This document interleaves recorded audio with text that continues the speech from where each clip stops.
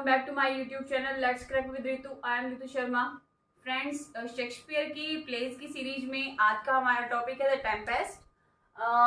Tempest जो है ये शेक्सपियर का लास्ट प्ले माना जाता है, क्योंकि ऐसा माना जाता है कि इस प्ले के बाद शेक्सपियर ने जो अपना राइटिंग का प्रोफेशन था, यानी राइटिंग जो उनका पोजीशन था, वो उन्होंने बिल्कुल क्विट कर दिया था। वो उस अपने वर्क से रिटायर होकर के वापस आ गए थे अपने गांव। जैसे मैंने आपको, जब हम इसकी शेक्सपियर की बायोग्राफी को डिस्कस कर रहे थे, उस दौरान मैंने आपको बताया था कि 1611 का जो टाइम था, उस टाइम पर शेक्सपियर जो है लंदन को छोड़ करके अपने गांव वापस आ गए थे। उनका गांव मैंने आपको बताया था स्ट्रेटफोर्ड अपॉन एवन, एवन नदी के किनारे पर था। वहां वो वापस आ गए थे और आकर के फिर वो अपने वाइफ के साथ में हमेशा के लिए वहीं पर रहना उन्होंने शुरू कर दिया था। तो इसी वजह से द टेम्पेस्ट जो उनकी एक ट्रेजी कॉमेडी है, इसको उनका लास्ट प्ले माना जाता है और ये उनके मैच्योर पीरियड का जो टाइम रहा है, उस टाइम से इसको बिलोंग किया जाता है। तो इस जो टेम्पेस्ट इनका प्ले है, इसको कंपोज इन्होंने किया 1610 टू 1611 के नियर अबाउट। इसका जो टाइम पीरियड है उसको माना जाता है कि 1610 टू 1611 के बीच में इसको कंपोज किया शेक्सपियर ने। और इस प्ले के जो सोर्स है, सोर्स को लेकर के इस प्ले के कुछ भी क्लियर नहीं है कि इसका जो सोर्स है वो कहाँ से लिया गया है प्ले का। लेकिन ऐसा कहा जाता है कि जो इसका प्लॉट है, प्लॉट ओरिजिनल है, यानी इस प्ले का जो प्लॉट है वो ओरिजिनल है। उसको इन्होंने किसी भी दूसरी जगह से अडॉप्ट नहीं किया, लेकिन इंस्पायर्ड माना जाता है।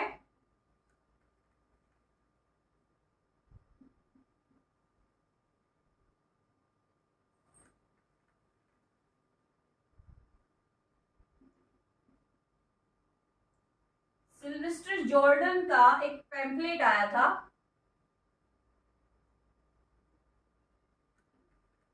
सिल्वेस्टर जॉर्डन ने 1610 में एक पैम्फलेट जारी किया था, और वो पैम्फलेट क्या था? वो पैम्फलेट बताता था बरमूडाज के बारे में। बरमूडा एक आइलैंड है।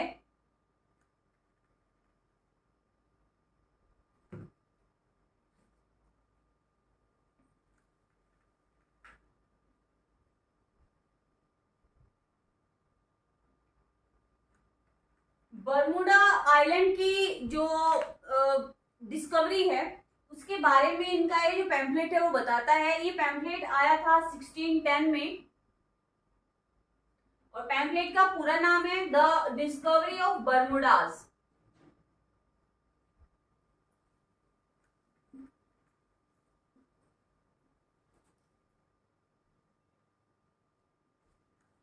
बरमूडा आइलैंड की डिस्कवरी के नाम से 1610 में सिल्वेस्टर जॉर्डन ने एक पैम्फलेट अपना जारी किया, और उस पैम्फलेट को इस प्ले के लिए, इस प्ले के प्लॉट के लिए इंस्पिरेशन माना जाता है कि यहीं से इन्होंने इस प्ले की जो प्लॉटिंग है वो की है। क्योंकि इस पैम्फलेट में क्या स्टोरी है, इस पैम्फलेट के अंदर स्टोरी ये मेंशन की गई है कि एक नाविकों का एक पूरा ग्रुप, यानी सेलर्स जो थे, वो उनका शिपरैक हो गया था। और शिपरैक कहाँ पर हुआ था? बरमूडा आइलैंड पर। और वहां से वो जो सेलर थे, जितने भी वो नाविक थे, वो सारे वापस आए थे। तो ये जो कहानी है उन नाविकों की बरमूडा आइलैंड से वापस आने की, शिपरैक होने के बाद, तो ये कहानी उन्होंने अपने इस पैम्फलेट के अंदर जो है वो प्रेजेंट की हुई है। और यही ऑलमोस्ट इसी से मिलती जुलती कहानी हमारी द टेम्पेस्ट की है। इससे अलग एक सोर्स और माना जाता है, ओविड्स मेटामॉर्फोसिस।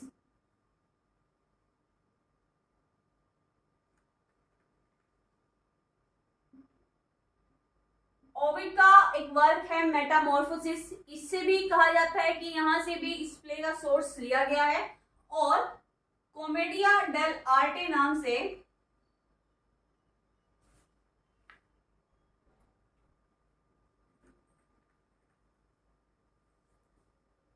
कॉमेडिया डेल आर्टे नाम का एक इटालियन वर्क है।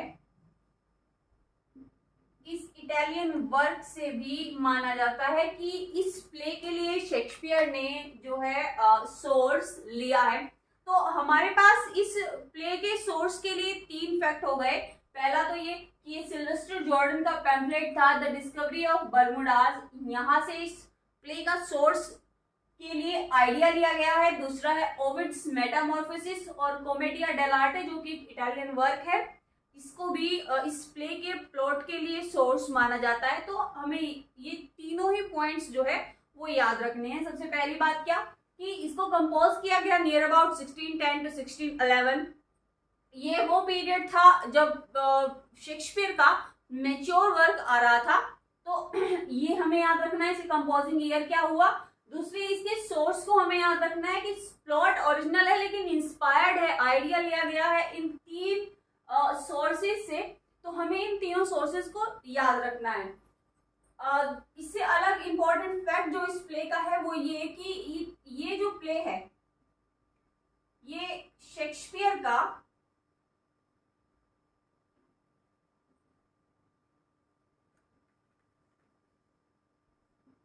इस प्ले को शेक्सपियर ने अकेले लिखा है, यानी इस प्ले में किसी का भी कोलैबोरेशन उन्होंने नहीं लिया। शेक्सपियर ने मोस्टली प्लेस जो है वो उनके फिर चाहे हिस्ट्री प्लेस हो वो उन्होंने जॉन फ्लेचर के साथ या कभी कभी क्रिस्टोफर मार्लो के साथ उन्होंने कुछ प्लेस में कोलैबोरेशन किया है, लेकिन ये एक अकेला प्ले है जिसको कि शेक्सपियर ने अकेले लिखा है। Composed bye Shakespeare alone, it is composed bye Shakespeare alone. इस शेक्सपियर के थ्रू शेक्सपियर ने इसको अकेले ही कंपोज किया है पूरे प्ले को। तो इस प्ले में उन्होंने किसी की भी हेल्प नहीं ली है, ना तो जॉन फ्लेचर की ना ही क्रिस्टोफर मार्लो की, क्योंकि दोनों ही उनके कंटेम्परेरी थे।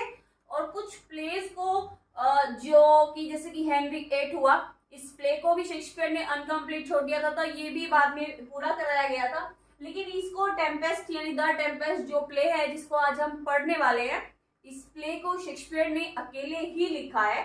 इसके बाद ये जो प्ले है इसको शॉर्टेस्ट प्ले भी माना जाता है।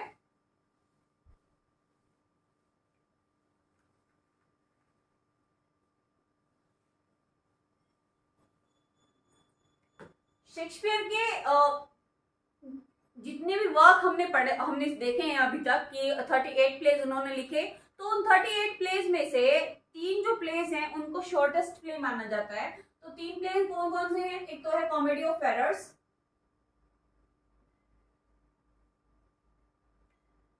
दूसरा है मिडसमर्स नाइट ड्रीम,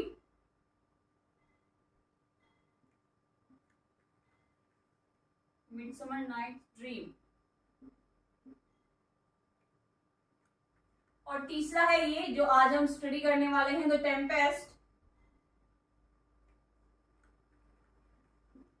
ये 3 प्ले जो हैं ये शेक्सपियर के शॉर्टेस्ट प्ले माने जाते हैं। तो ये भी हमारे लिए एक की पॉइंट हो गया इस प्ले के साथ साथ ही कि ये जो प्लेज हैं ये शॉर्टेस्ट प्ले हैं, Comedy of Errors, Midsummer Night's Dream और द टेम्पेस्ट। तो ये चीज हमें याद रखनी है कि 3 ही शॉर्टेस्ट प्ले हैं शेक्सपियर के, और इन 3 प्लेज में द टेम्पेस्ट भी हमारा आता है।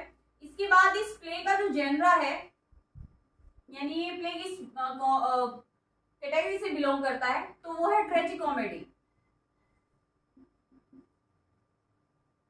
ट्रेजिकॉमेडी इसलिए कहा जाता है इसे क्योंकि इसमें कुछ ट्रेजेडी के भी एलिमेंट्स है, और क्योंकि प्ले के एंड में सब कुछ ठीक हो जाता है, सब हैप्पीली रहने लगते हैं, तो इसीलिए इसको कॉमेडी भी कहा गया है। तो ये ट्रेजी और कॉमेडी दोनों का इसमें हमें मिक्सचर देखने के लिए मिलता है, इसलिए हम इसको ट्रेजिक कॉमेडी के ही जेनरा के अंदर हम इसको प्लेस करते हैं।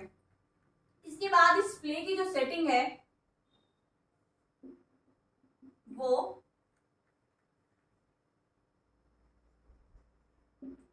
Mediterranean sea and the island afterward. Mediterranean sea और उसके बाद का जितना भी आइलैंड है वो सारा का सारा इस प्ले की जो है सेटिंग शेक्सपियर ने रखी है। इसके बाद ये जो प्ले है मैंने बताया कि इसको कोलैबोरेशन में शेक्सपियर ने नहीं किया, ये शेक्सपियर का सिंगल अकेले ही कंपोज किया गया प्ले है। शॉर्टेस्ट प्ले में भी आता है द टेम्पेस्ट। जेनरा इसका ट्रेजी कॉमेडी है। सेटिंग मैंने आपको बताई कि सी एंड द आइलैंड आफ्टरवर्ड है। इसके बाद ये इस प्ले की ये जो प्ले है ये 3 यूनिटीज को फॉलो करता है। 3 unities of time, place and action. Time, place और एक्शन, जो 3 यूनिटीज किसी भी ड्रामा के लिए होनी जरूरी है।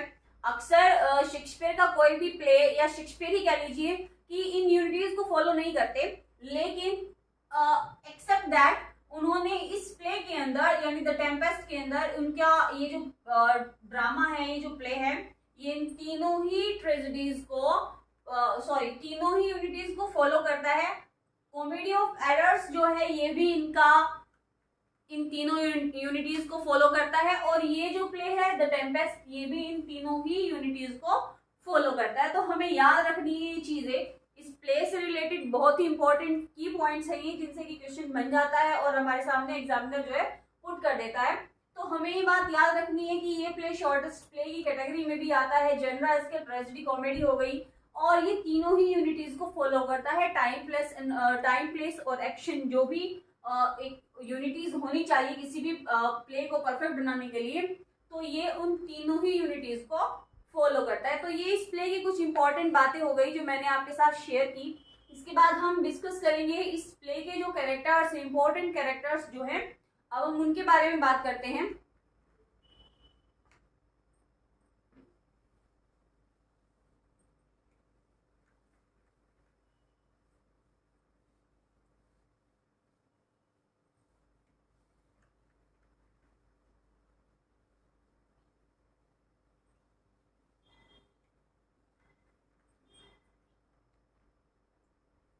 तो कैरेक्टर्स जो इस प्ले के हैं,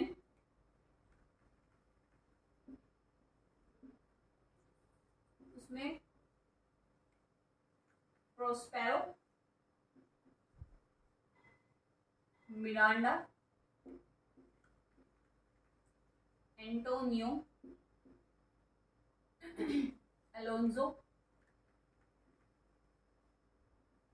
Sebastian, Ferdinand,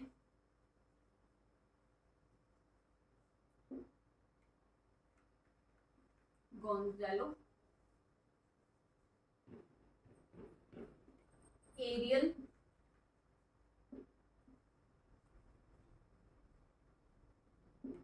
Caliban, Iris, Ceres and Juno, Stephen,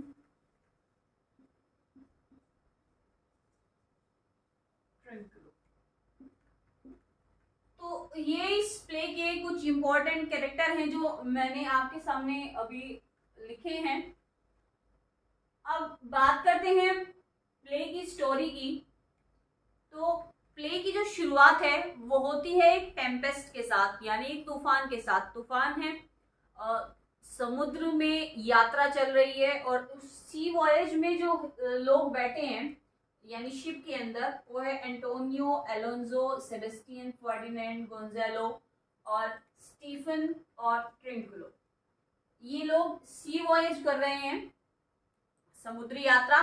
लेकिन इसी सी वॉयज के दौरान जो है एक टेम्पेस्ट उठता है, यानी तूफान आता है समुद्र के अंदर, और ये जितने भी पर्सन हैं यानी जितने भी लोग उस शिप के अंदर हैं वो सभी एक आइलैंड पर आकर के स्कैटर हो जाते हैं, यानी कुछ लोग एक आइलैंड पर और कुछ लोग दूसरे आइलैंड पर। तो इस तरह से वो सब लोग जो है आपस में थे, लेकिन अब एक साथ नहीं रहे।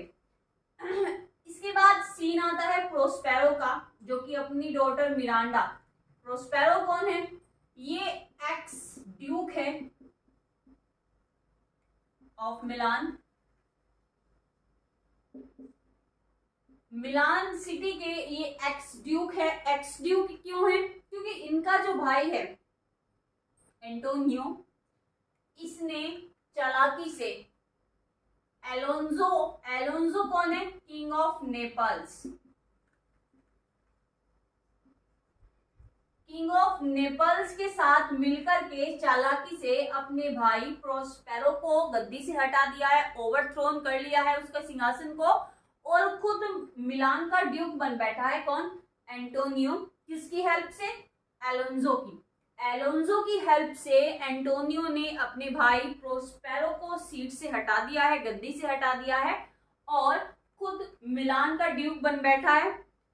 इसने एंटोनियो ने इसकी हेल्प से क्या किया कि ये जो प्रोस्पेरो है और इसकी ये जो डॉटर है, डॉटर ऑफ प्रोस्पेरो,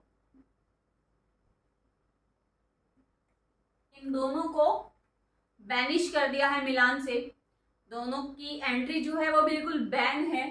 तो प्रोस्पेरो और मिरांडा ये दोनों ही मिलान सिटी से बाहर निकलने के बाद एक आइलैंड पर रहने लगे हैं।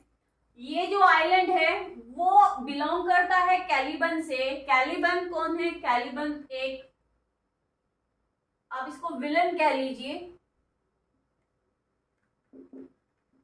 ये बेटा है सन ऑफ विच,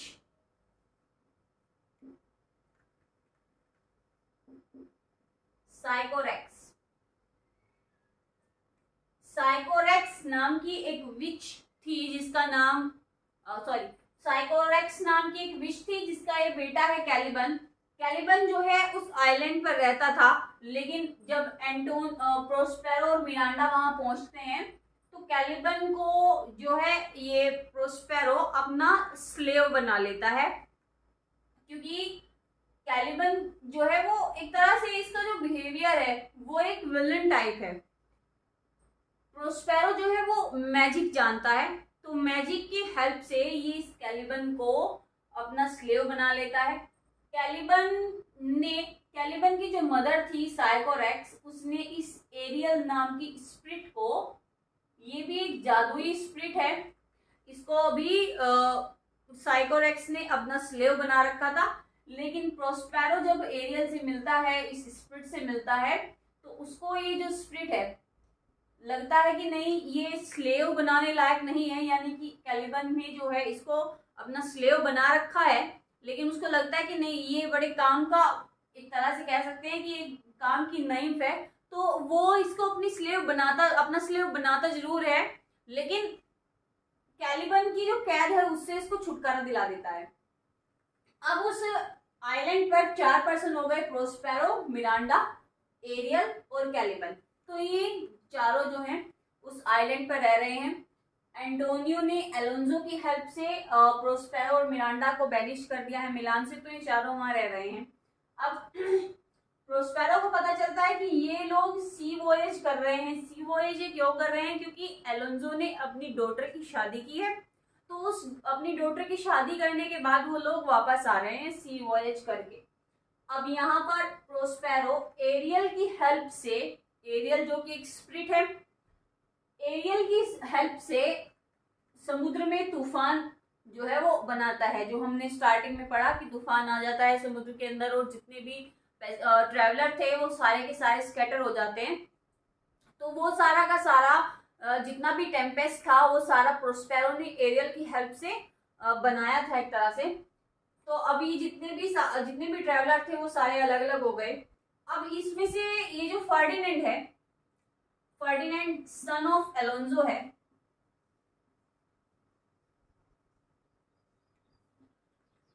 फर्डिनेंड को एरियल की हेल्प से प्रोस्पेरो अपने आइलैंड पर ले आता है। यानी जिस आइलैंड पर प्रोस्पेरो, मिरांडा, एरियल और कैलिबन रह रहे हैं, ये उसको फर्डिनेंड को उस आइलैंड पर ले आता है। इस आइलैंड पर फर्डिनेंड को लाने का रीजन ये है क्योंकि प्रोस्पेरो चाहता है कि फर्डिनेंड और मिरांडा की शादी हो जाए। अब मिरांडा जो है उसने आज से पहले अपने फादर के अलावा किसी मेल पर्सन को देखा नहीं था, और मेल पर्सन की अगर बात करें तो मिरांडा ने उस आइलैंड के अलावा और दुनिया को देखा ही नहीं था। तो उसको लगता था कि दुनिया जितनी भी है वो सारी इसी आइलैंड के अंदर बसती है जहाँ पर उसकी फादर है। तो अब ये प्रोस्पेरो जो है चाहते थे कि फर्डिनेंड मिरांडा से मिले, मिरांडा फर्डिनेंड से मिले और दोनों एक दूसरे को पसंद करें और मैं इनकी शादी करा दूं। तो ये पर्पस था फर्डिनेंड को इन सब से अलग अपने अपने आइलैंड पर लाने का। फर्डिनेंड को एरियल अपनी जो जादुई शक्ति है उससे ले आता है प्रोस्पेरो के पास। अब यहाँ पर एंटोनियो एलोंजो सेबेस्टियन सेबेस्टियन ये एलोंजो का ब्रदर है।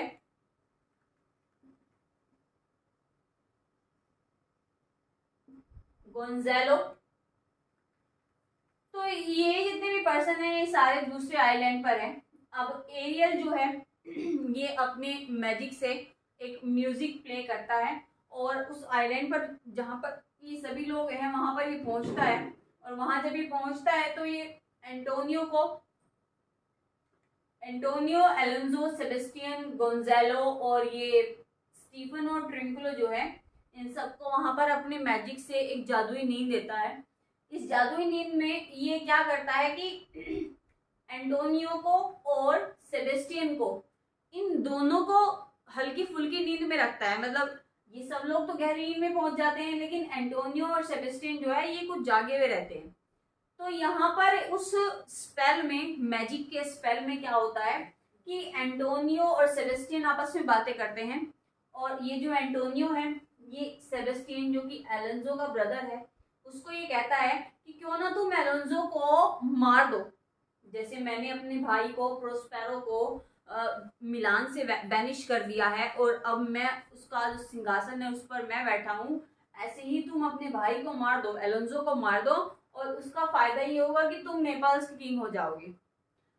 अब सेबेस्टियन जो है वो भी स्पेल में है, जादू की उस मैजिक उसके माइंड पर हावी है।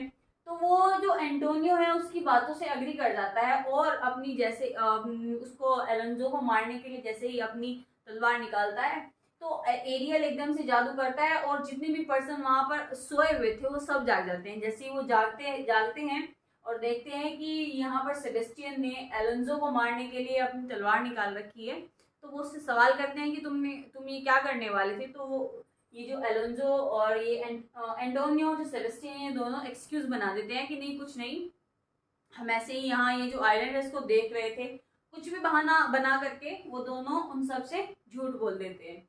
अब इसके बाद एरियल को प्रोस्पेरो फिर से कमांड करते हैं कि तुम जाओ और जितने भी ये पर्सन है, जितने भी सारे के सारे ये दूसरे आइलैंड पर पड़े हुए हैं, इन सबको उठा करके इस आइलैंड पर लाओ जहां पर मैं रह रहा हूँ। अब एरियल जो है, एरियल को प्रोस्पेरो ने ये बात बोली हुई थी कि जब तक तुम मेरे लिए अच्छा वर्क करते रहोगे, जिस दिन मुझे ये लगेगा कि हाँ अब तुम मेरे लिए काफी काम कर चुके हो, मैं तुम्हें उसके बाद फ्री कर दूंगा। तो एरियल जो है, ये जो मैजिकल स्पिरिट है, ये प्रोस्पेरो से बोलता है। अब एरियल जो है उसके लिए कोई जेंडर निर्धारित नहीं किया गया, लेकिन फिर भी प्ले के अंदर उसके लिए ही वर्ड का इस्तेमाल किया गया है। तो एरियल जो है ये प्रोस्पेरो से बोलता है कि आपने बोला था कि आप मुझे फ्री करेंगे और अब तो मैं आपके लिए काफी काम कर चुका हूँ। यानी आपने कहा टेम्पेस्ट करो, मैंने टेम्पेस्ट भी उठा दिया है समुद्र के अंदर। आपने कहा कि सारे जितने भी ट्रैवलर्स हैं उनको कुछ को दूसरे आइलैंड पर और कुछ को इस आइलैंड पर ले आओ, मैंने वो भी आपका काम कर दिया। तो वो कहता है कि आप मुझे अब फ्री करो। तो प्रोस्पेरो कहता है कि मैं तुम्हें फ्री कर दूंगा और मैं इस बात का प्रॉमिस करता हूँ कि तुम्हें भी फ्री करूंगा, साथ साथ मैं अपना जो जादू है, ये मेरी जो जादू की किताबें हैं, मैं उनको भी जला दूंगा। यानी मैं जादू भी करना बंद कर दूंगा, लेकिन अभी मैंने तुम्हें जो कमांड दी है तुम उसको फॉलो करो और जितने भी ट्रैवलर, जितने भी पर्सन, जितने भी कोर्टियर वहां पर हैं उन सबको तुम यहाँ लेकर के आओ। तो एरियल अपने मैजिक से उन सबको उठा करके प्रोस्पेरो वाले आइलैंड पर ले आता है। अब यहीं पर ही हमें स्टीफन और ट्रिंकलो जो है, इन दो पर्सन से हमारा इंट्रोडक्शन होता है। ट्रिंकलो कौन है? ट्रिंकुलर एक जेस्टर है, एक फूल है जिसका काम है प्ले के अंदर एंटरटेनमेंट करना। स्टीफन कौन है? एक ड्रंकन पर्सन है। तो ये जो ट्रिंकलो और स्टीफन है, इनकी मुलाकात होती है कैलिबन से। कैलिबन जो कि मैंने बताया आपको एक विलेनस नेचर का क्रिएचर है, जिसको जो कि विच साइकोरेक्स का बेटा है। ये जो कैलिबन है ये पसंद नहीं करता प्रोस्पेरो को, किस लिए? क्योंकि उसको लगता है कि प्रोस्पेरो जब से इस आइलैंड पर आया है वो इस आइलैंड का किंग बन के बैठा है, जो कि मुझसे बिलोंग करता था पहले। तो इसीलिए कैलिबन जो है वो इसको पसंद नहीं करता। कैलिबन कोशिश करता है बार बार प्रोस्पेरो को मारने की, लेकिन वो इस टास्क में कभी भी सक्सीड नहीं होता है, क्योंकि प्रोस्पेरो खुद मैरिक जानता है। अब कैलिबन जो है ट्रिंकलो और ये स्टीफन जो है ये कैलिबन से मिलते हैं। एक और बात, किस लिए कैलिबन प्रोस्पेरो को और प्रोस्पेरो कैलिबन को पसंद नहीं करते? क्योंकि कैलिबन ने कोशिश की थी मिरांडा को रेप करने की, मिरांडा जो कि प्रोस्पेरो की डॉटर है। अब कैलिबन ने मिरांडा को रेप करने की कोशिश की, तो इसीलिए प्रोस्पेरो ने उसको अपना स्लेव बना लिया है। अब हालांकि मिरांडा पहले उससे नाराज रही, लेकिन फिर क्योंकि मिरांडा एक जेंटल वुमन है तो इसीलिए मिरांडा को कैलिबन पर काइंडनेस दिखाती है, वो पिटी दिखाती है, और वो कैलिबन जो कि स्लेव बना हुआ है उसकी गुलामी कर रहा है वो प्रोस्पेरो की। मिरांडा उसको लैंग्वेज सिखाती है, बोलना सिखाती है। तो कैलिबन उसको कहता भी है कि तुम मुझे लैंग्वेज सिखा रही हो, उसका मुझे एक ही फायदा हो रहा है कि मैं कर्स करना सीख रहा हूँ, मैं प्रोस्पेरो को कर्स करता हूँ। जितनी भी तुम मुझे लैंग्वेज सिखाती हो उतना ही ज्यादा मैं प्रोस्पेरो को कर्स करना सीख रहा हूँ, तुम्हारा मुझे लैंग्वेज सिखाने का बस इतना ही फायदा हो रहा है। तो ये तो बात हुई कैलिबन के बारे में। अब कैलिबन से मिलते हैं स्टीफन और ट्रिंकलो। ट्रिंकलो जो कि एक जेस्टर है, जब वो कैलिबन को देखता है तो उसको लगता है कि कैलिबन जो है वो हम पर्सन से बिल्कुल अलग है, और अगर मैं इसको अपने साथ मिलान सिटी ले गया तो इसको मैं वहां पर एक तरह से पर्सन से मिलवाने के लिए मैं टिकट्स लगवाऊंगा, और जब मैं टिकट के थ्रू इससे मिलवाऊंगा तो डेफिनेटली अर्निंग मेरी होगी। तो ये कैलिबन को अपने साथ करने की कोशिश करता है। अब यहाँ पर कैलिबन जो है वो अपनी प्लान इन दोनों को बताता है, स्टीफन और ट्रिंकलो को, कि मैं तो प्रोस्पेरो को मारना चाहता हूँ क्योंकि मुझे प्रोस्पेरो बिल्कुल पसंद नहीं है। प्रोस्पेरो को मार करके मैं इस आइलैंड पर वापस अपना राज चाहता हूँ, जो कि मैं पहले करता था। अब ट्रिंकलो जो है वो कैलिबन की बातों को एग्री करता है कि ठीक है, हम तुम्हारी हेल्प करेंगे और हम प्रोस्पेरो को मारने में तुम्हारी हेल्प करते हैं। इधर स्टीफन जो है ये एक ड्रंकन पर्सन है, इसके पास शराब ही शराब मिलेगी, यानी ये बस हर वक्त शराब के नशे में रहता है। तो स्टीफन जो है ट्रिंकलो और कैलिबन की बातें सुनता है, तो ये क्या करता है स्टीफन, ये कैलिबन को एक वाइन देता है, और वाइन पी करके ये जो कैलिबन है इसको लगता है कि ये तो किसी और ही दुनिया से आए हुए लोग हैं, क्योंकि ऐसी वाइन तो आज तक कैलिबन ने कभी देखी ही नहीं है। तो यहाँ पर इन तीनों का ये जो सीन है ये खत्म होता है। कैलिबन, स्टीफन और ट्रिंकलो जो है ये तीनों के तीनों पर्सन शराब के नशे में धुत पड़े रहते हैं। अब यहाँ प्रोस्पेरो जो है इसने एरियल को कमांड किया था कि जितने भी कॉर्टियर है इन सबको आइलैंड पर लाया जाए। तो यहाँ ये सब लोग आते हैं, लेकिन यहाँ पर आने के बाद एलोंजो जो है ये देखता है कि उसका जो सन है फर्डिनेंड वो ऑलरेडी इस आइलैंड पर है। तो यहाँ आकर के इन्हें पता चलता है कि प्रोस्पेरो की डॉटर मिरांडा और एलोंजो का जो सन है फर्डिनेंड, ये दोनों आपस में एक दूसरे को लव करते हैं, और प्रोस्पेरो ने जो है मिरांडा और फर्डिनेंड की शादी कराने का जो है डिसीजन लिया है। अब इस शादी को कराने से पहले प्रोस्पेरो ने फर्डिनेंड को कम्प्लीटली टेस्ट किया था कि वो लॉयल है भी या नहीं मिरांडा के लिए, क्योंकि मिरांडा ने तो आज तक अपने फादर के अलावा किसी और मेल पर्सन को देखा ही नहीं था। तो जब मिरांडा एंटोनियो फर्डिनेंड के बाद इन सबको देखती है आइलैंड पर, तो वो बहुत ही ज्यादा हैरान हो जाती है और सोचती है कि वाकई दुनिया बहुत ही खूबसूरत है, क्योंकि उसको तो ये लगता था कि अब इस आइलैंड के बाहर कोई दुनिया है ही नहीं, जो भी है इस आइलैंड पर ही है। लेकिन जब वो इन सारे पर्सन्स को देखती है और देखती है कि ये सब लोग इस आइलैंड से बिलोंग नहीं करते, तो वो कहती है कि वाकई में दुनिया बहुत ही खूबसूरत है। तो इसीलिए प्रोस्पेरो ने, क्योंकि मैंने बताया कि मिरांडा एक जेंटल वुमन है, बहुत ही भोली है, नेचर से। तो इसीलिए प्रोस्पेरो ने पहले ही फर्डिनेंड को जो है वो कम्प्लीटली टेस्ट किया था, उसकी लॉयल्टी को देखा था कि वो मिरांडा के लिए सही रहेगा या नहीं रहेगा। एट द लास्ट प्रोस्पेरो को जब ये बिल्कुल बिलीव हो जाता है कि हाँ फर्डिनेंड मिरांडा के लिए एक सही चॉइस है, तो वो इन दोनों की शादी कराने का डिसीजन ले लेते हैं।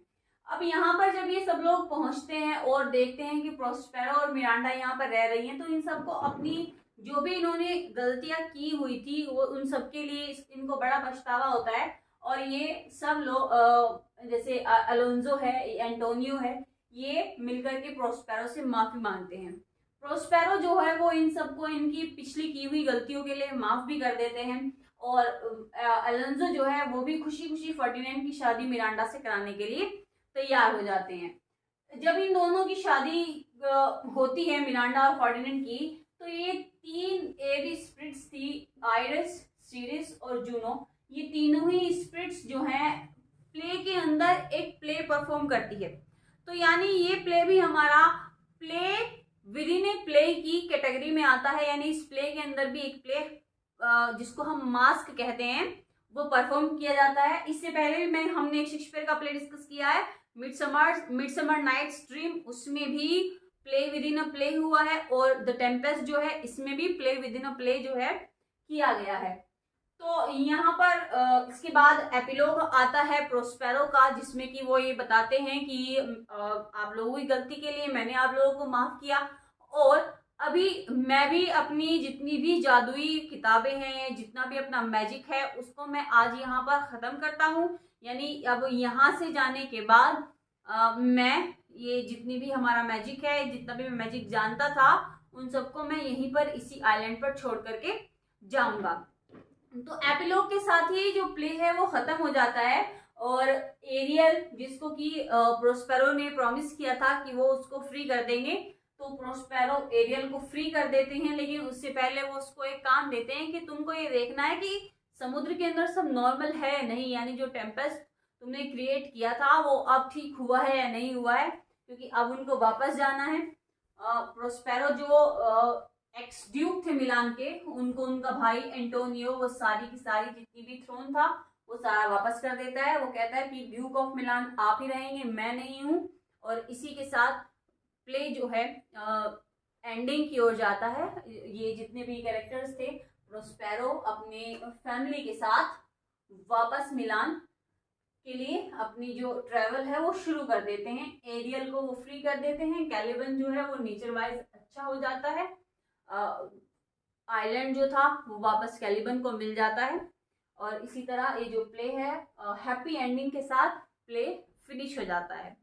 तो इसमें जो हमने जाना प्ले के अंदर वो ये कि प्ले की जो थीम है वो मैजिकल रही है, बिट्रायल भी रही है। क्योंकि बिट्रायल इसलिए क्योंकि एंटोनियो ने धोखा दिया अपने भाई प्रोस्पेरो को, और चालाकी के साथ सिंहासन को जो है अपने कब्जे में किया।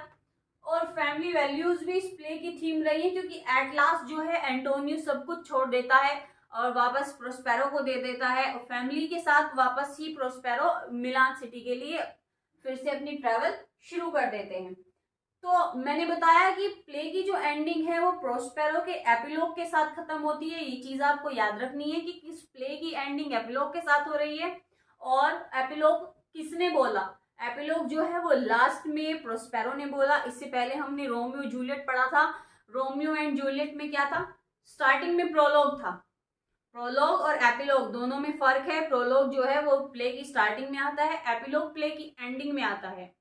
रोमियो एंड जूलियट में प्रोलॉग कोरस ने बोला था, और यहाँ पर द टेम्पेस्ट में जो एपिलोग है वो प्रोस्पेरो जो कि प्ले का मेन कैरेक्टर है उसने बोला है। तो ये चीज आपको याद रखनी है।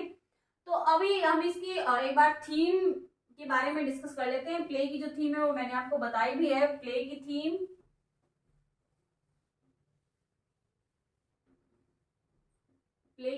है वो magic, love, betrayal and family values.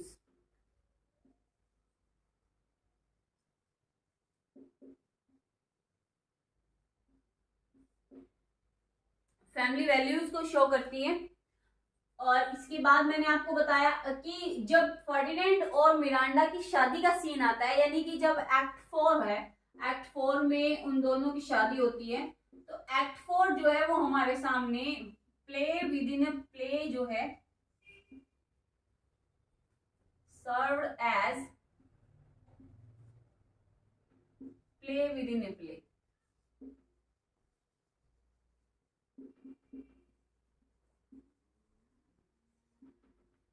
इससे पहले भी हमने कुछ इंपॉर्टेंट फैक्ट्स के बारे में डिस्कस किया था, और ये कुछ इंपॉर्टेंट फैक्ट जो प्ले के एंड में मैंने आपके साथ डिस्कस किए हैं।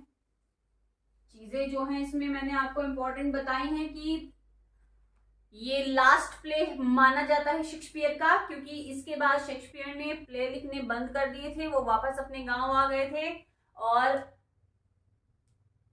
यहीं पर उन्होंने अपनी जैसे कि एपिलोग में प्रोस्पेरो कहता है कि वो अपनी मैजिकल बुक्स जो है वो उनको जला देगा, मैजिक करना बंद कर देगा। तो ये बात जो है वो शेक्सपियर को सेंटर में, शेक्सपियर ने खुद को सेंटर में रख के बोली है कि इस प्ले को लिखने के बाद मैं भी अपनी जो राइटिंग है उसको बंद कर दूंगा, ये जो भी मेरा प्रोफेशन है राइटिंग का, जो भी मैं काम करता हूँ मैं उसको खत्म कर दूंगा, उससे रिटायर हो जाऊंगा और वापस अपने गांव चला जाऊंगा।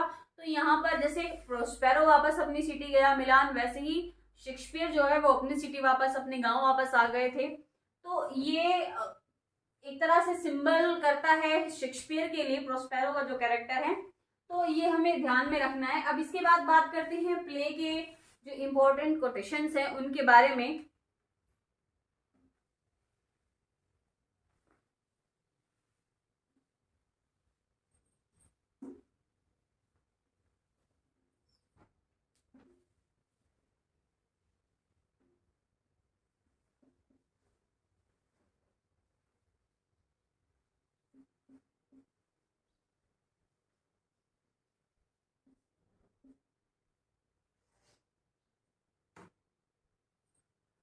पहली जो स्पीच है, O I have suffered with those that I saw suffer। ये लाइन मिरांडा की है, एक्ट 1 से लाइन आती है, एक्ट 1 सीन 2। ये लाइन मिरांडा कहती है कि O I have suffered with those that I saw suffer. Miranda जो कि नहीं जानती है कि इस आइलैंड के बाहर भी दुनिया है, तो जब उसे पता चलता है प्रोस्पेरो से कि उसके फादर को उसके अंकल ने ओवरथ्रोन किया, बैनिश भी कर दिया, तो उसके मन में उनके लिए किस तरह का कोई जेलिसी वाली फीलिंग नहीं आती। जब उसको ये पता चलता है कि ये जो टेम्पेस्ट क्रिएट किया गया है और उसमें उसके अंकल भी हैं और अदर पैसेंजर्स भी हैं, तो उस टेम्पेस्ट को देखने के बाद वो अपने फादर से बोलती है कि इस टेम्पेस्ट को खत्म कर दो, उसको रोक दो, क्योंकि O I have suffered with those, कि मुझे दुख होता है, with those that I saw सफर, जब मैं किसी को परेशानी में देखती हूँ, कि जब मैं किसी को परेशानी में देखती हूँ तो मुझे उनको देख करके खुद परेशानी होती है, मैं खुद दुखी महसूस करती हूँ। तो ऐसा नेचर मिरांडा का शेक्सपियर ने यहाँ पर प्रेजेंट किया है कि वो जिस पर्सन ने उसको इतना परेशान कर रखा है, जिसकी वजह से उनको बेनिशमेंट मिला हुआ है, उस पर्सन की सफरिंग से भी मिरांडा को सफरिंग होती है। तो वो अपने फादर को कहते हैं कि आप इस टेम्पेस्ट को रोक दीजिए, क्योंकि मुझे उनकी परेशानी को देखकर भी दुखी ही फील हो रहा है। दूसरा,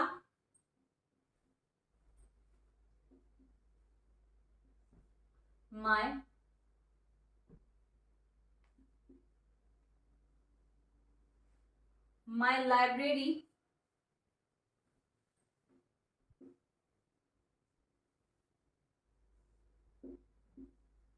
was my dukedom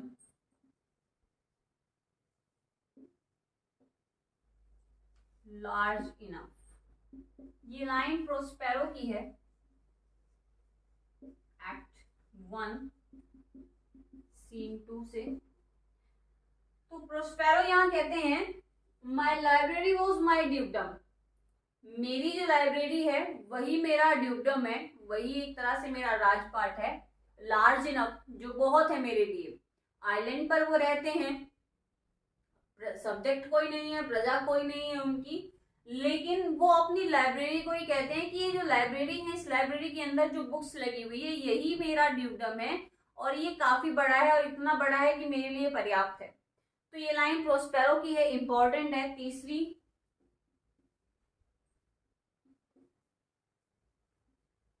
hell is empty as all the devils are here।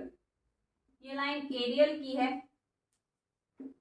Aerial जो कि एक एयर स्पिरिट है, मैंने बताया आपको इसको कि एरियल को साइकोरेक्स जो कि एक विच थी, साइकोरेक्स ने इसको अपना स्लेव बनाकर रखा था। जब प्रोस्पेरो उस आइलैंड पर जाते हैं तो ये इसको फ्री कराते हैं। एरियल ने प्रोस्पेरो की काफी हेल्प की है। तो जब एरियल प्रोस्पेरो की कमांड से जितने भी ट्रैवलर्स थे उन सबको अपने म्यूजिक से नींद में पहुंचा देता है, और वहां पर जो एलोंजो का ब्रदर था सेबेस्टियन और एंटोनियो, ये दोनों आपस में बातें करते हैं, और ये पता चलता है कि एंटोनियो सेबेस्टियन को भी यही एडवाइस कर रहा है कि तुम अपने भाई एलोंजो को मार दो और जो किंग ऑफ नेपल्स है वो तुम बन जाओगे। तो यहाँ पर ये एरियल लाइन बोलता है हेल इज एम्पटी, कि नरक तो बिल्कुल खाली हो चुका है, as all the devils are here, क्योंकि जितने भी शैतान हैं, जितने भी राक्षस हैं, वो सारे के सारे यहाँ इकट्ठे हो चुके हैं। यानी जितने भी तुम लोग सी वॉयज कर रहे थे वो तुम सारे के सारे डेविल्स हो, और हेल जो है वो एक तरह से खाली हो चुका है। ये लाइन भी एक्ट 1 सीन 2 से आती है। ये लाइन इंपॉर्टेंट है, hell is empty as all the devils are here. इसके बाद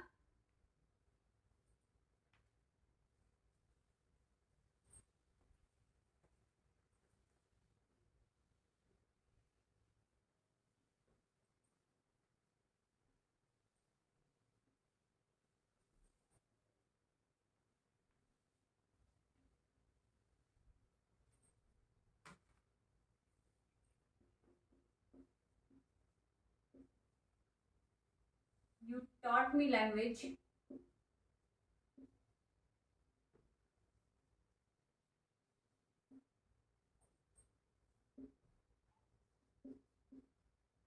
my profit in it is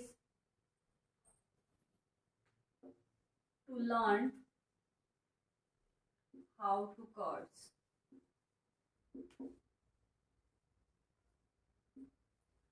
ये लाइन कैलिबन की है।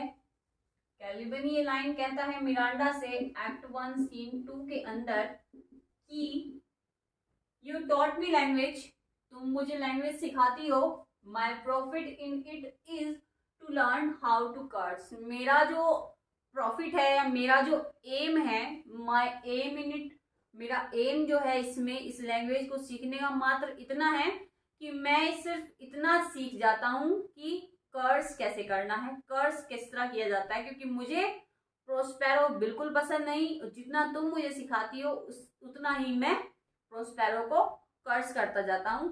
तो ये कैलिबन की लाइन है। गुड वर्म्स हैव born bad sons। ये लाइन मिरांडा की है। एक बार फिर से एक्ट 1 सीन 2 से आती है ये लाइन। यहाँ मिरांडा को उसके फादर प्रोस्पेरो बताते हैं कि उसके अंकल ने उनको ओवरथ्रोन किया, बैनिश कर दिया है।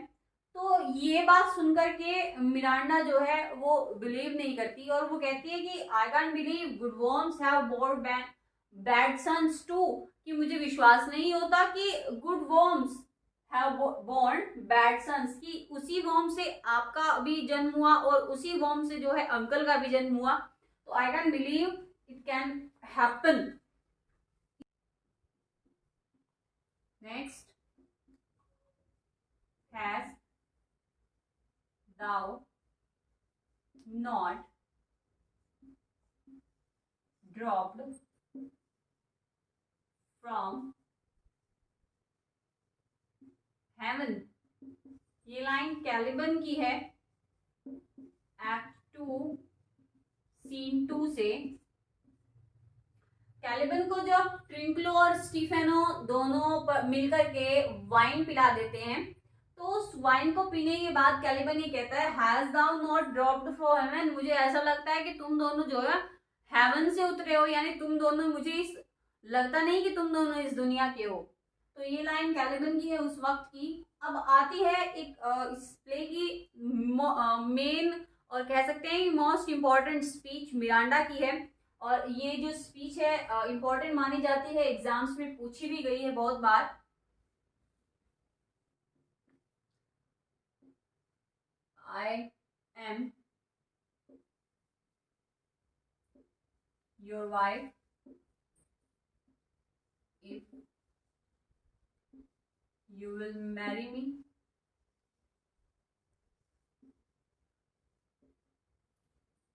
if not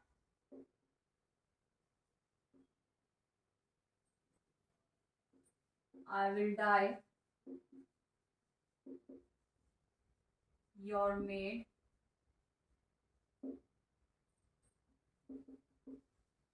to be your fellow,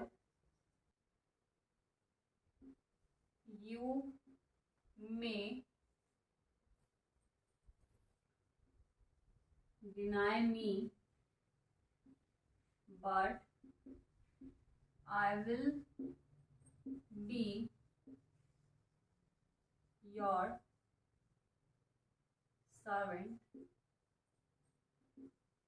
whether you will or no। Important speech है मिरांडा की। मिरांडा ने एक्ट 3 सीन 2 के अंदर ये जो लाइन है वो बोली है। ये एक तरह से फर्डिनेंड के लिए मिरांडा का लव प्रपोजल है, जिसमें वो कहती है, I am your wife if you will marry me, अगर तुम मुझसे शादी करते हो तो मैं तुम्हारी वाइफ कहलाऊंगी, if not I will die your maid, अगर शादी नहीं करोगे तो I will die as your maid, to be your fellow, तुम्हारे साथ ही रहूंगी, you may deny me but I will be your servant, तुम इनकार कर सकते हो लेकिन मैं तुम्हारे लिए ही जीऊंगी, तुम्हारे लिए ही मरूंगी, वेदर यू विल और नो, चाहे तुम चाहो या ना चाहो। तो इस तरह से जो मिरांडा है उसने अपना प्रपोजल जो है, लव प्रपोजल जो है वो फर्डिनेंड के लिए रखा है। वो कहती है कि तुम चाहो या ना चाहो लेकिन मैं जो अपनी लाइफ है वो तुम्हारे साथ ही एक्सपेक्ट करती हूँ। तो ये इम्पोर्टेंट स्पीच है, टीजीटी और पीजीटी दोनों एग्जाम्स में पूछी गई है, इम्पोर्टेंट है मिरांडा की ये स्पीच। इसके बाद आती है प्रोस्पेरो की speech, we are such stuff as dreams are made on and our little life is rounded with a sleep। ये लाइन प्रोस्पेरो की है, प्रोस्पेरो ने ये लाइन बोली है। प्रोस्पेरो कहते हैं, we are such stuff as dreams are made on and our little life is rounded with sleep. Prospero का कहने का मतलब ये है इस लाइन में कि हमारा जो जीवन है वो एक सपने के जैसा है, और हमारा छोटा सा ये जो जीवन है वो एक नींद में, जैसे नींद खुलती है और उसके साथ ही जो सपना है वो खत्म हो जाता है, कि ऐसे ही हमारा एक छोटा सा जीवन है जो कि एक नींद से घिरा हुआ है। ये लाइन प्रोस्पेरो ने कही है एक्ट 4 सीन 1 के अंदर। इसके बाद मिरांडा की एक स्पीच आती है जो कि इम्पोर्टेंट है एग्जाम के पॉइंट ऑफ व्यू से। एक स्पीच मैंने आपको बताई ये जो कि इम्पोर्टेंट है, और इसके अलावा एक स्पीच और है मिरांडा की जिसकी लाइन से ही एल्डस हक्सले ने अपनी बुक के लिए टाइटल जो है वो चूज कर लिया था।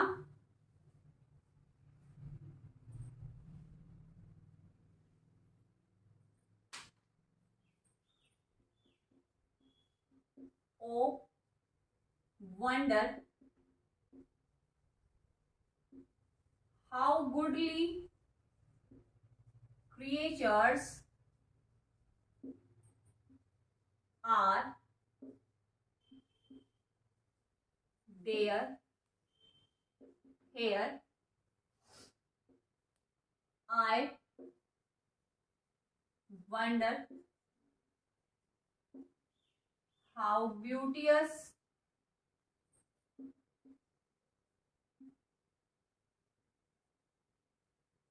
mankind is.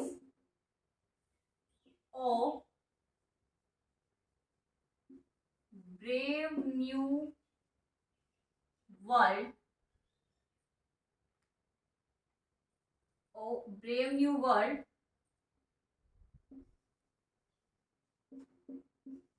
that has such mankind. ये लाइन है मिरांडा की। मिरांडा ने लाइन कही है जब वो देखती है वहां पर जितने भी ट्रैवलर्स थे उन सबको, तो उन सबको देखने के बाद वो कहती है oh wonder how goodly creatures are there, कितने गुडली क्रिएचर हैं, कितने दिखने में अच्छे क्रिएचर हैं यहाँ। I wonder how beautiful mankind is, मुझे आश्चर्य होता है कि क्या मानवता इतनी भी सुंदर हो सकती है। Oh brave new world that has such mankind, यानी ये जो संसार है इसमें ऐसे भी लोग निवास करते हैं, ऐसे भी लोग रहते हैं। तो ये लाइन मिरांडा ने कही थी। और ये जो लाइन है ब्रेव न्यू वर्ल्ड, ये इसी स्पीच से एल्डस हक्सले